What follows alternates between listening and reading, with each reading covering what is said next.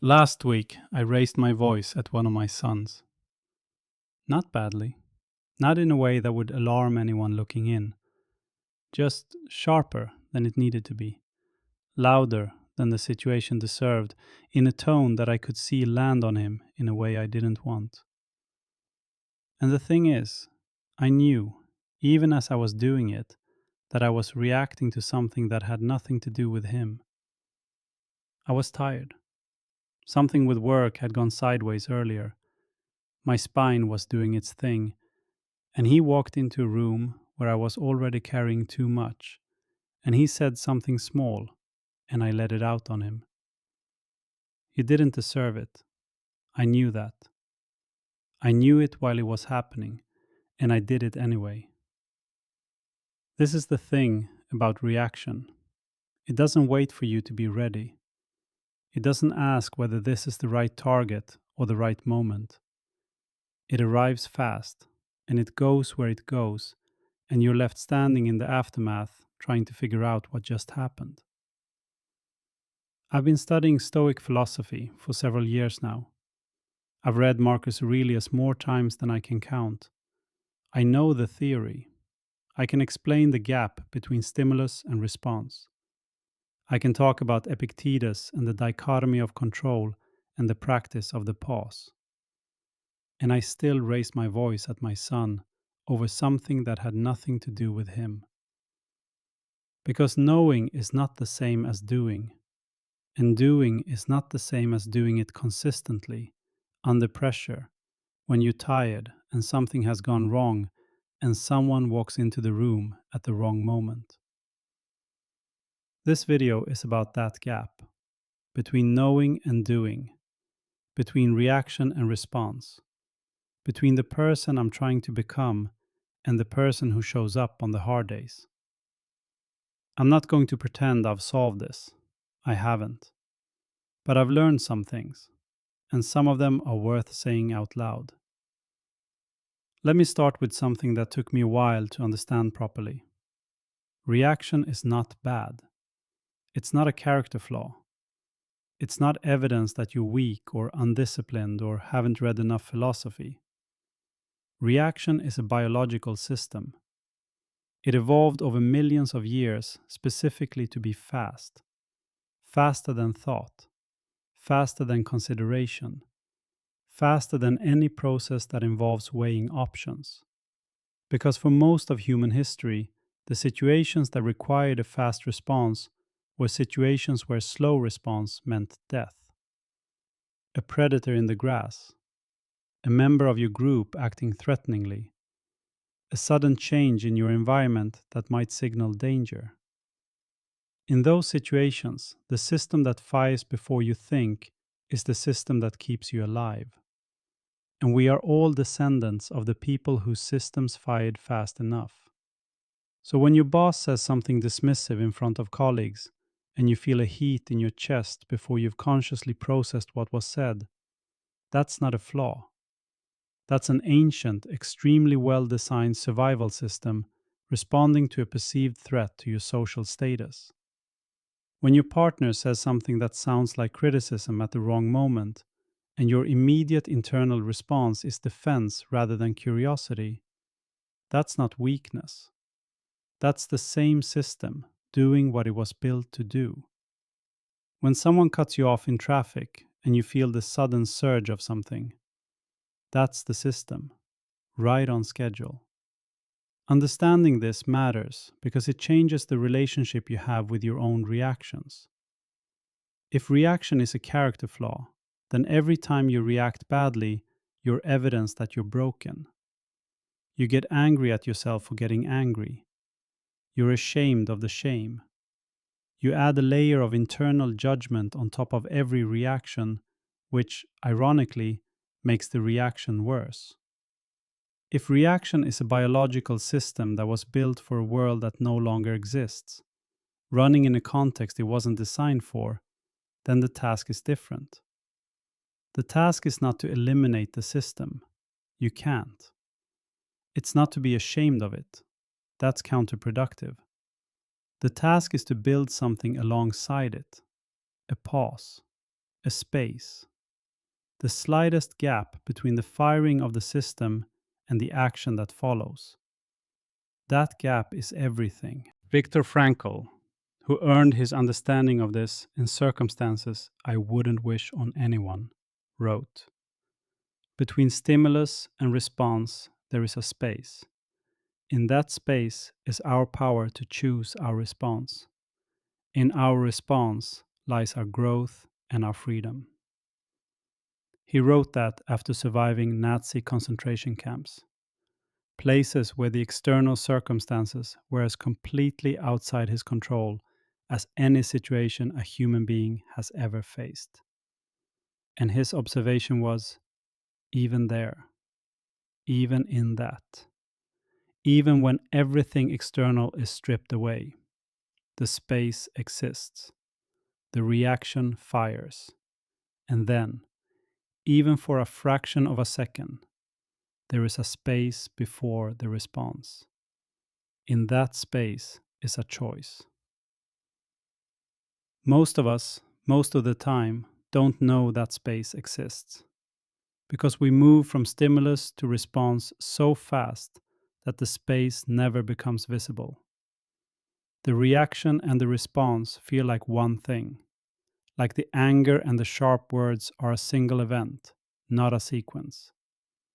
The practice, and it is a practice, not a technique, is making that space visible, widening it, learning to exist in it for long enough to make a choice. Epictetus said something that is either the most useful thing ever written about human experience or the most frustrating, depending on where you are in your relationship with it.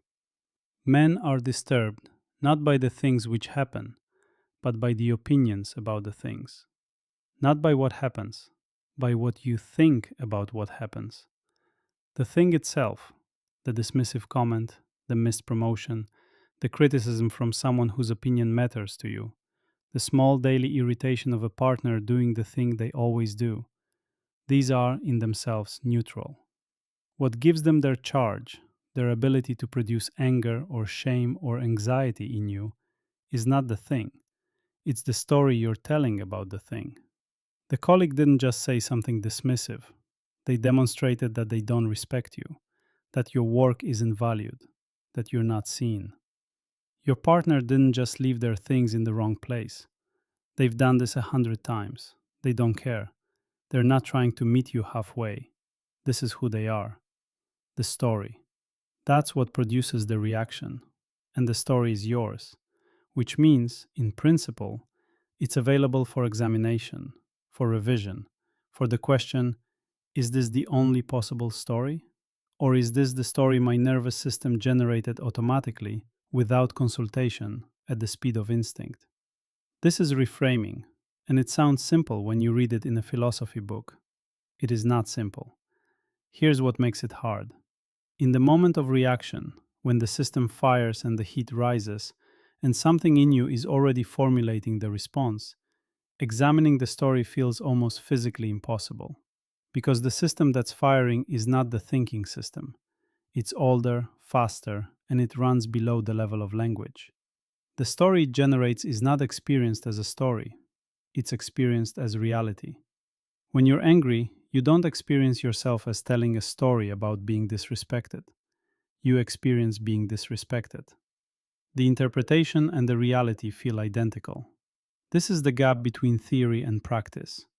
Theoretically, you can examine the story. Theoretically, you can choose a different interpretation. Theoretically, the space between stimulus and response is available to you. Practically, in the moment, it's like trying to change the direction of a fast-moving car. The physics don't cooperate. So why bother with the theory if the practice is that hard? Because the theory builds the infrastructure for the practice. Every time you understand the mechanism, every time you see, even in retrospect, that there was a story and the story was not the same as the fact, you make the space slightly more visible, slightly more accessible. The next time, maybe, you catch it a little earlier. Not perfectly, not reliably, but slightly. And slightly, accumulated over months and years, becomes significantly. Marcus Aurelius, who was dealing with things that make most of our daily irritations look genuinely trivial, wrote this to himself. You have power over your mind, not outside events. Realize this, and you will find strength. He wrote that during a military campaign, managing an empire, dealing with political betrayal, with a plague that was killing massive numbers of people, with military threats on multiple borders. And he was still writing in his journal about the power of the mind over its response to events, not because he had mastered it. His journal is full of the same reminders, repeated in different words across decades, which tells you something. He hadn't mastered it either. He was practicing it every day, imperfectly, repeatedly. That's what the practice looks like. I want to stay with the difficulty for a moment, because I think this is where most philosophy goes wrong. It describes the ideal. It explains why the ideal is worth pursuing. And then it leaves you standing in the gap between the ideal and your actual life, feeling like the gap is your fault. The Stoics, to their credit, were more honest than that. Epictetus was a slave. Marcus Aurelius was running an empire, while a plague killed hundreds of thousands of people. Seneca was navigating proximity to Nero, one of the most dangerous and volatile emperors in Roman history. These were not men theorizing from comfort. These were people under real pressure, testing ideas against real stakes. And they still struggled. Marcus Aurelius's journal is essentially a record of a man reminding himself, again and again, of the same things, because he kept forgetting them under pressure, kept reacting when he wanted to respond, kept being pulled out of his own intentions by the weight of circumstance. He wrote to himself, "If it is not right, do not do it. If it is not true, do not say it." Simple, obvious, necessary to write down every few pages, because in the pressure of actual life, it kept becoming not simple and not obvious. This honesty is what makes Stoicism useful rather than just admirable. It's not a philosophy for people who have things under control. It's a philosophy for people under pressure, dealing with real difficulty, trying to be something better than their automatic response, and often falling short. For me, the hardest situations are not the dramatic ones. The dramatic ones, the genuine crises, the big moments of loss or conflict, those I actually tend to handle reasonably. Something in me steadies in genuine emergency. The thinking becomes clearer.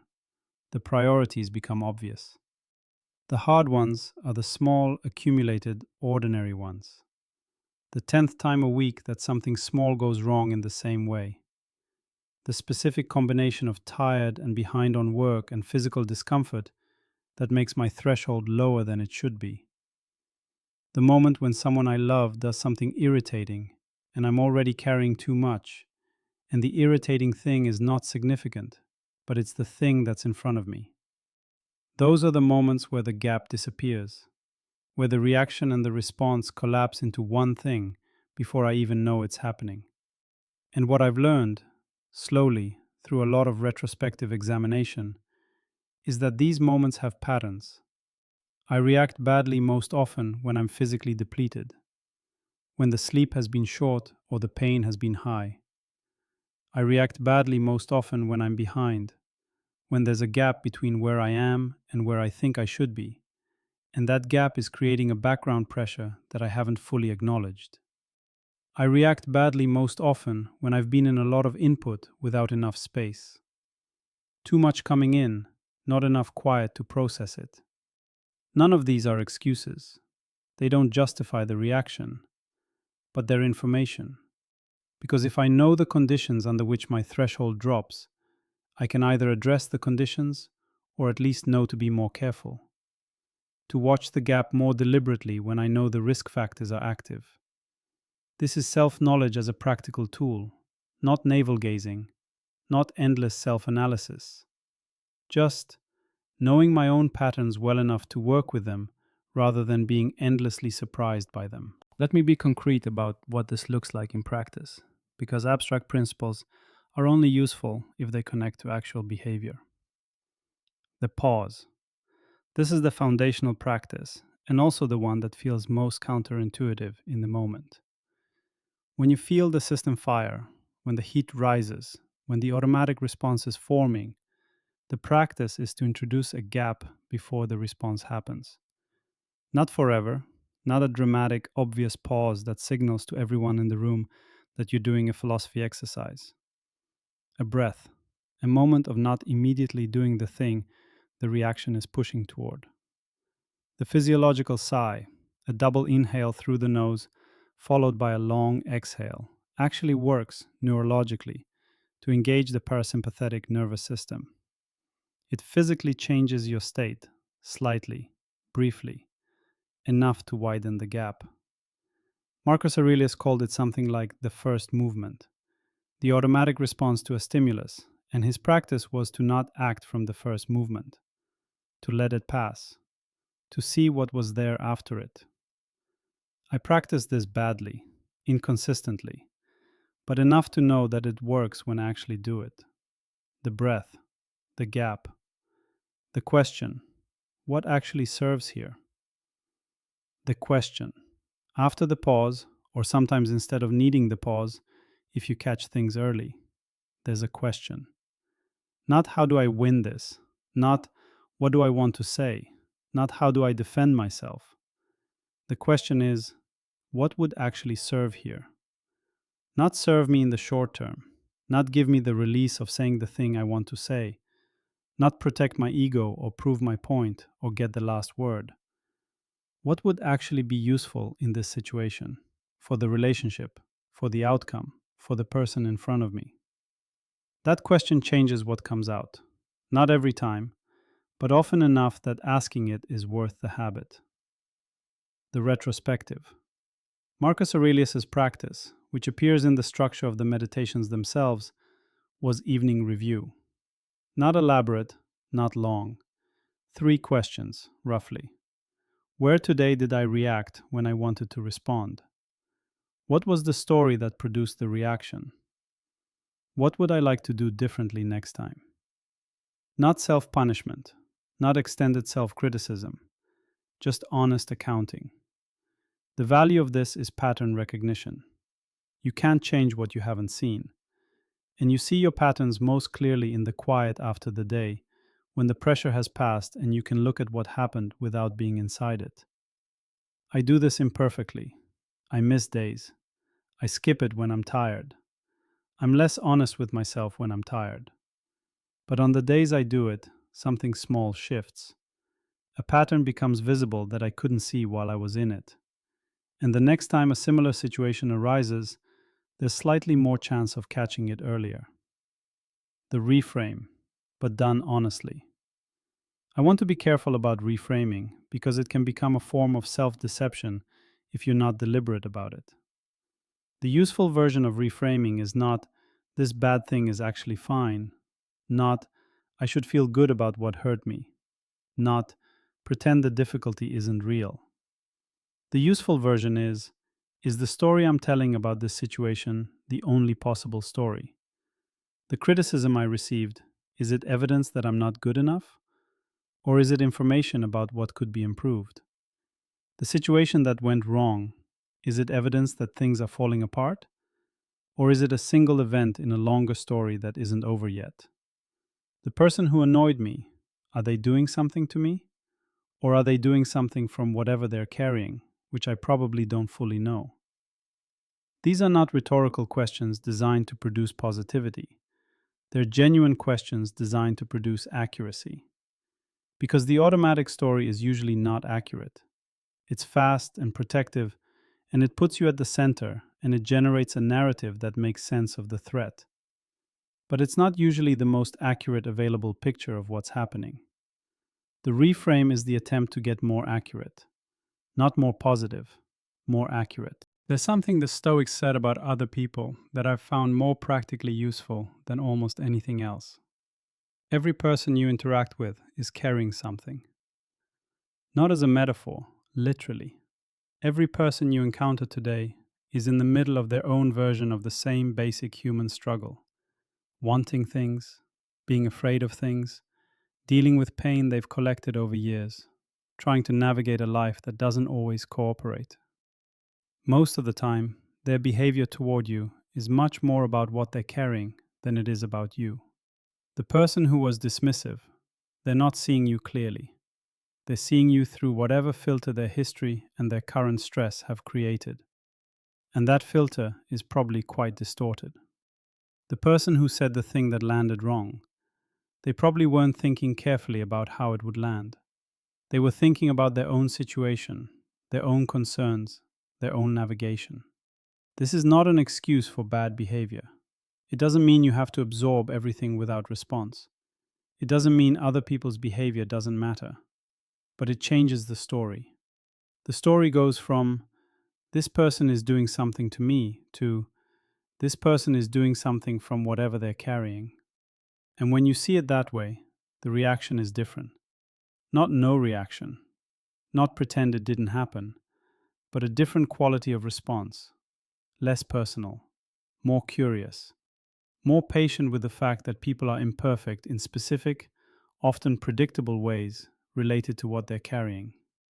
I found this most useful in the situations that are hardest for me, with my children, with my partner, with the people I'm closest to, because proximity creates the conditions for the most irritating behavior. The people closest to you have the most opportunities to do the things that get under your skin, and it's easy to take that personally, to read their behavior as being about you, being at you, targeting the specific things you're sensitive about. When I remember that it's rarely personal, that what they're doing is coming from their own inner weather, not from deliberate aim at mine, the reaction is lighter. Not absent, lighter. And lighter is worth something. The Stoics were interested in self-knowledge as a foundation, not as a destination. Not, know yourself so you can understand yourself better. Know yourself so you can govern yourself better. The distinction matters. Endless self-analysis without practical application produces a certain type of person, someone who can describe their patterns with great sophistication while continuing to act from them, who understands why they react badly without actually reacting any differently.